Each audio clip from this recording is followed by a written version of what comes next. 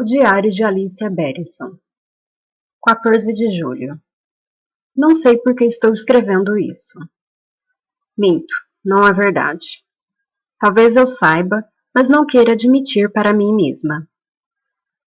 Não sei nem que nome dar para isso que estou escrevendo. Parece meio pretensioso chamar de diário. Não é algo como se eu tivesse alguma coisa para escrever. Anne Frank tinha um diário, não alguém como eu. Chamar de crônicas da minha vida soa meio pedante. Dá um peso e uma obrigação que eu não quero. E se virar uma obrigação, jamais vou levar isso adiante. Talvez não dê nenhum nome. Uma coisa sem nome, na qual eu escrevo de vez em quando. Prefiro assim. Quando se coloca um nome em algo, não dá mais para ver essa coisa como um todo, nem a importância dela. Só se presta atenção na palavra, que é a parte que menos importa. Na verdade, a ponta do iceberg. Nunca me senti muito à vontade com as palavras. Sempre penso visualmente e me expresso em imagens, o que significa que jamais teria começado a escrever isso aqui se não fosse por Gabriel. Tenho andado meio deprimido ultimamente, por causa de algumas coisas, mas acho que estava conseguindo esconder isso, mas ele percebeu. É claro que percebeu. Ele percebe tudo. Gabriel perguntou como estava indo a pintura e eu respondi que não estava indo. Ele trouxe uma taça de vinho para mim e eu me sentei à mesa da cozinha enquanto ele cozinhava. Gosto de observar Gabriel em ação na cozinha. Ele é um cozinheiro gracioso, elegante, ágil e organizado, diferente de mim. Tudo que eu consigo fazer é uma enorme bagunça. Conversa comigo, ele pediu. Eu não tenho nada para dizer. Às vezes é como se eu me perdesse nos meus próprios pensamentos. Como se eu estivesse nadando em lama. Por que você não tenta fazer anotações? Registrar as coisas pode ajudar. Pode ser, vou tentar. Mas não deixa isso ficar só no plano das ideias, querida. Coloque-as em prática. Vou colocar sim. Ele fica me cobrando, mas eu não fazia nada. Até que algum dia depois, ele me deu de presente um caderninho de anotações com a capa dura preta e folhas brancas sem pauta e grossas. Passei a mão na primeira página e senti sua maciez.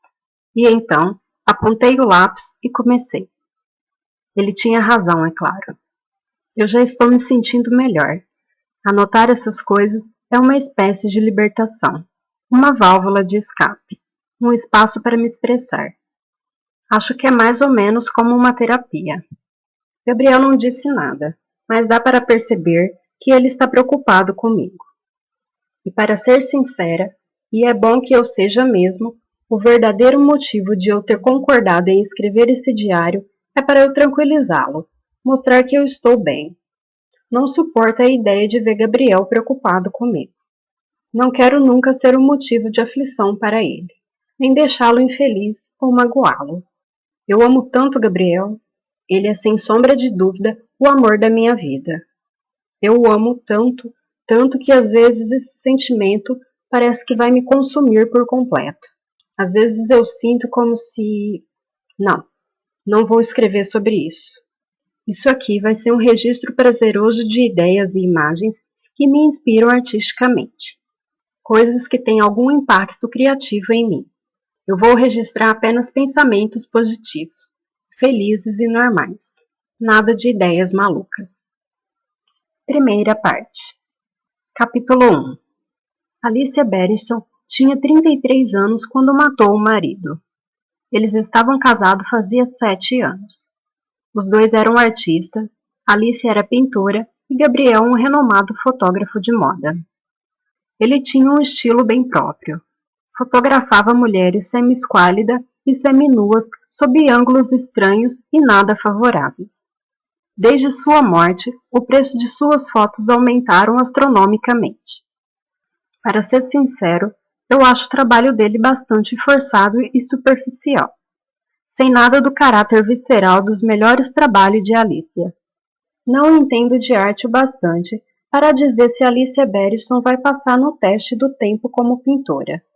Seu talento estará sempre à sombra da sua infâmia, Portanto, é difícil ser objetivo, e vocês podem me acusar de ser tendencioso. Mas é apenas a minha opinião. Tenha ela o valor que tiver. E para mim, Alice é praticamente um gênio.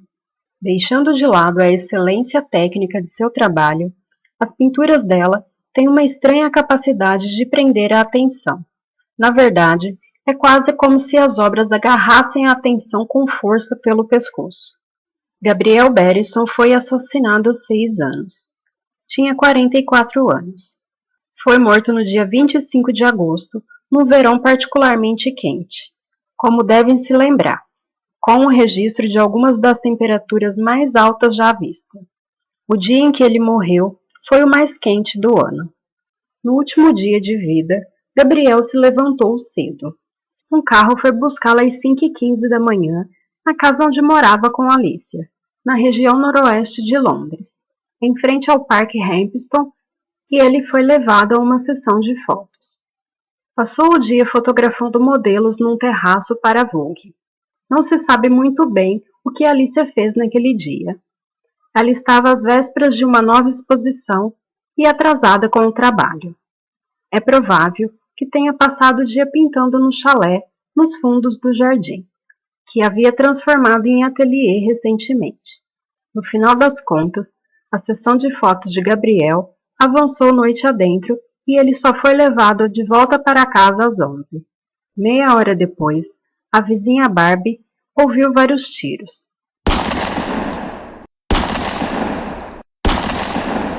Ela ligou para a polícia e a delegacia de Haverstock mandou uma viatura às 11h35, que chegou à casa da família Berison em menos de 3 minutos.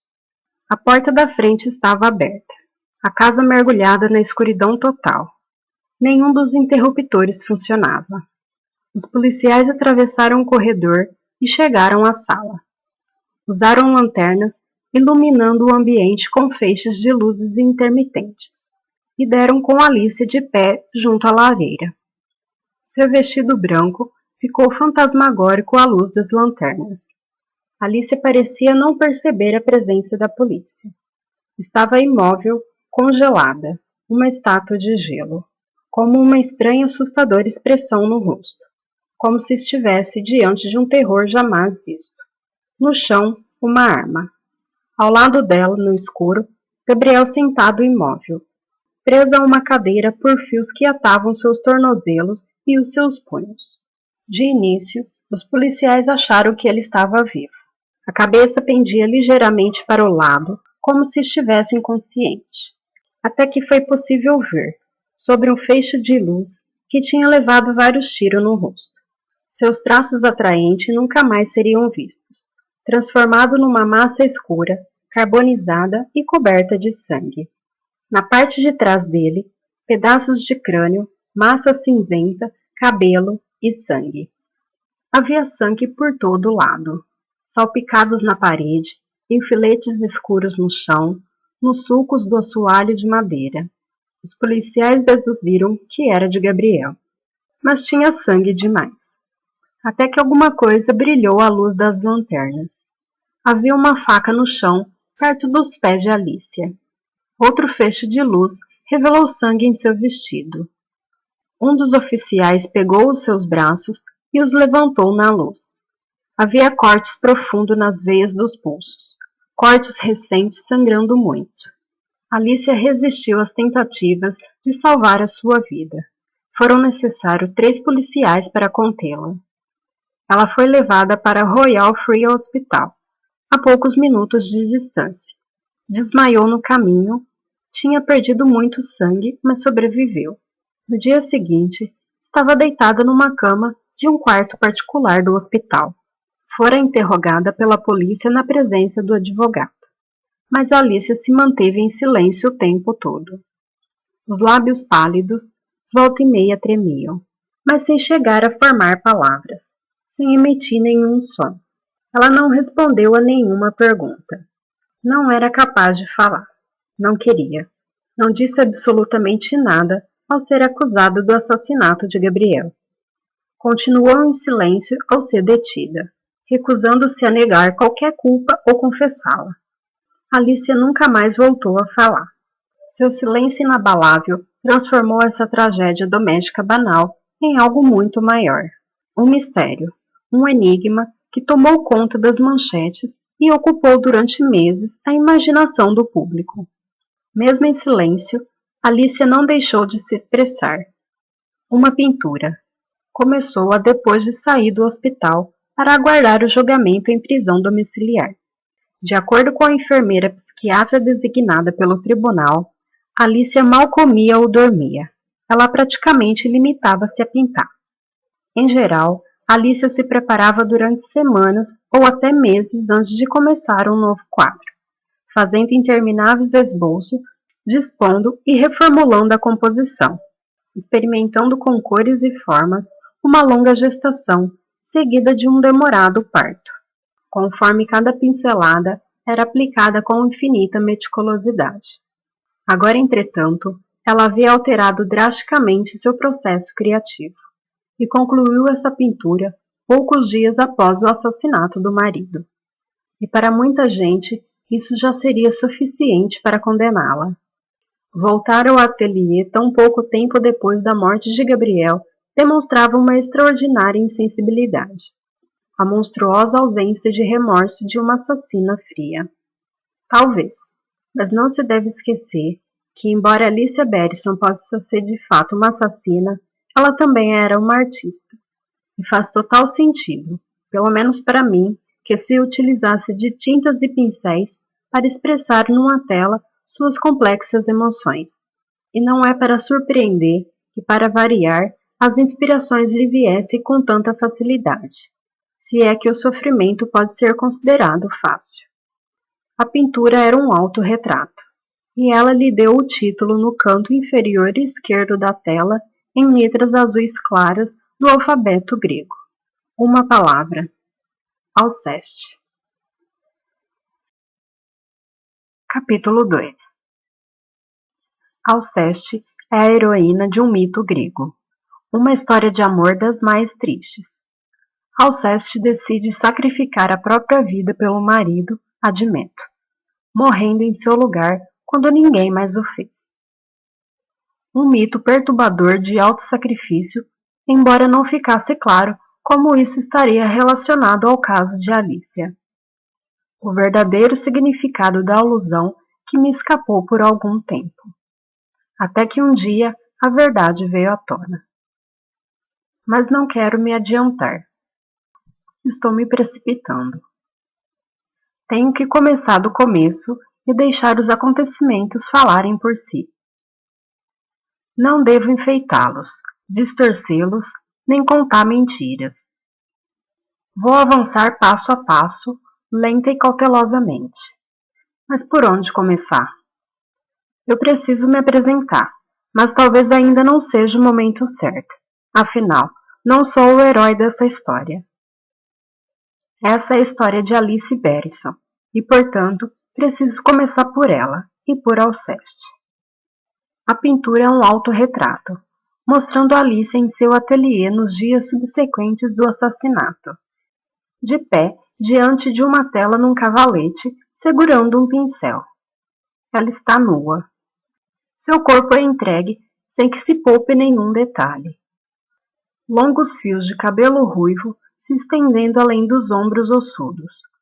As veias azuladas visíveis por debaixo da pele translúcidas, feridas recentemente nos dois punhos. Ela segura o pincel entre os dedos. Dele pinga tinta vermelha, ou seria sangue. Ela é retratada no ato de pintar, mas a tela está vazia, assim como a sua expressão. Com a cabeça virada de lado, ela olha diretamente para nós. Boca aberta, lábios afastados. Muda. Durante o julgamento, Jean Félix Martins, gerente da pequena galeria do sonho que representa Alicia, tomou a polêmica decisão, criticada por muitos como sensacionalista e macabra, de exibir Alceste. O fato de que a artista naquele momento está respondendo pela morte do marido no banco dos réus fez com que, pela primeira vez na longa história da galeria, filas se formassem à entrada. Entrei na fila como os outros ansiosos apreciadores de arte, esperando minha vez à luz de neon vermelha da sexy shop ao lado. E um por um nós entrávamos. Dentro da galeria, éramos conduzidos até a pintura, como uma multidão empolgada num parque de diversões indo para casa mal-assombrada. Até que me vi diante de Alceste. Fiquei encarando a pintura, o rosto de Alicia, tentando interpretar o seu olhar, tentando entender, mas o retrato resistia, desafiador. Alicia me encarava com sua máscara impassível, impenetrável e enigmática. Não consegui detectar inocência e nem culpa na sua expressão. Mas houve quem achasse a leitura mais fácil. Maldade pura, sussurrou a mulher atrás de mim. Né? Concordou sua companheira. Piranha com sangue frio. Um tanto injusto, pensei, considerando que a culpa de Alicia ainda não havia sido provada. Mas, na verdade, a conclusão era inevitável. Desde o início, os tabloides venderam a ideia que ela era a vilã. Uma mulher fatal, uma viúva negra, um monstro. Tal como se apresentavam, os fatos eram simples. Alicia foi encontrada sozinha com o corpo de Gabriel. Na arma havia apenas 2 impressões digitais. Não restava a menor dúvida de que ela matara Gabriel. Já o porquê continuava um mistério. O crime era debatido na mídia, e surgiram diferentes teorias nos jornais, no rádio e nos talk shows matinais da TV. Especialistas eram convidados a explicar, condenar e justificar os atos de Alicia. Ela devia ser vítima de violência doméstica, sem dúvida, e suportou até o limite antes de explodir. Outra teoria era que se tratava de um jogo sexual que deu errado. Afinal, o marido não tinha sido encontrado amarrado? Alguns suspeitavam que Alicia tenha sido levada ao assassinato pelo bom e velho ciúmes. Provavelmente outra mulher. No julgamento, entretanto, Gabriel foi descrito pelo irmão como marido dedicado e profundamente apaixonado pela companheira. Bem, e questões relacionadas a dinheiro. Alicia não tinha muito a ganhar com a morte dele. Era ela quem tinha dinheiro herdado do pai. E assim, corriam soltas as especulações, sem respostas, apenas perguntas sobre o motivo de Alicia e o seu posterior silêncio. Por que ela se recusava a falar? O que isso significava? Estava escondendo alguma coisa? Protegendo alguém? Neste caso, quem? E por quê? Na época, me lembro de pensar que enquanto todo mundo falava, escrevia, discutia sobre Alicia, bem no cerne de toda essa barulhenta e frenética agitação havia um vazio, um silêncio, uma esfinge. No julgamento, o juiz não viu com bons olhos a persistente recusa de Alicia de se manifestar. Quem é inocente, frisa o meritíssimo juiz Overstone, costuma proclamar a própria inocência em alto e bom som. E o tempo todo. Alicia não só permanecia em silêncio, como não demonstrava o menor sinal de remorso. Não chorou uma vez sequer durante o julgamento, fato bastante explorado pela imprensa, mantendo a expressão fria e inalterada, congelada.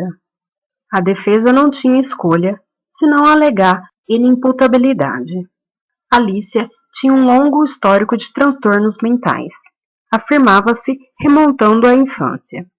O juiz descartou boa parte desse argumento como sem fundamento, mas no fim se deixou convencer por Lázaro Diomedes, professor de psiquiatria florense no Imperial Colégio e diretor clínico do Globe, um hospital psiquiátrico judiciário na região norte de Londres. O professor Diomedes sustentou a alegação que a própria recusa de falar demonstrava o profundo desequilíbrio psicológico de Alicia, o que devia ser levado em conta na determinação da sentença. O que era, na verdade, um eufemismo para algo que os psiquiatras não gostam de afirmar diretamente. O que Diomedes queria dizer é que a Alicia estava louca. Era a única explicação que fazia algum sentido. Porque outro motivo ela iria amarrar o homem amado em uma cadeira e atirar no rosto dele? Para depois não manifestar nenhum remorso, não dar explicações, nem sequer falar. Ela só podia estar louca. Alicia tinha que estar louca. No final, o meritíssimo juiz Overstone aceitou a alegação de inimputabilidade e recomendou que o júri a levasse em consideração. Alicia seria, em seguida, internada no Globe, sob a supervisão do mesmo professor Diomedes, cujo depoimento influenciaria tanto a decisão do juiz. Se Alicia não estava louca, isto é, se seu silêncio não passava de um fingimento, uma encenação para enganar os membros do júri, então seu plano tinha dado certo. Ela escapou de uma longa sentença de prisão, e se caso se recuperasse por completo, poderia ser libertada em poucos anos. Então, já estaria na hora de começar a fingir essa recuperação? Pronunciar uma palavra aqui e ali? E depois um pouco mais? Começar aos poucos a expressar alguma forma de remorso? Mas, não. Semana após semana, mês após mês, e então os anos se passaram, e Alicia continuava muda. Apenas silêncio. E assim, sem dispor de mais nenhuma revelação, a mídia decepcionada acabou perdendo o interesse em Alicia Berenson. Ela se tornou mais uma dentre os assassinos de fama passageira. Rosto que nos lembramos, mas cujo nome esquecemos. Nem todos nós. Certas pessoas, entre elas, eu mesmo, continuaram fascinadas pelo mistério de Alicia Berenson e seu persistente silêncio. Como terapeuta, me parecia evidente que ela havia sofrido algum trauma grave em relação à morte de Gabriel, e o silêncio era uma expressão desse trauma. Incapaz de enfrentar o que tinha feito, Alicia emperrou e ficou imobilizada, como um carro com defeito. Eu queria contribuir para fazê-la dar a partida novamente, ajudar Alicia a contar a sua história, se recuperar e ficar bem. Queria consertá-la. Sem querer parecer que estou me gabando, eu me considerava a pessoa certa para ajudar a Alicia Berenson. Sou psicoterapeuta forense, acostumada a trabalhar com pessoas vulneráveis e com muitos traumas. E algo na história de Alicia ressoava em mim. Desde o começo, senti uma profunda empatia por ela. Infelizmente, na época eu ainda trabalhava em Broadmoor. Portanto, me dedicar ao trabalho de Alicia seria apenas, ou deveria ter sido, uma fantasia sem desdobramentos reais. Não fosse a inesperada intervenção do destino. Quase 6 anos depois da internação de Alicia, o cargo de psicoterapeuta forense ficou vago no Globe. Assim que vi o anúncio, percebi que não tinha escolha. Segui meus instintos e me candidatei à vaga.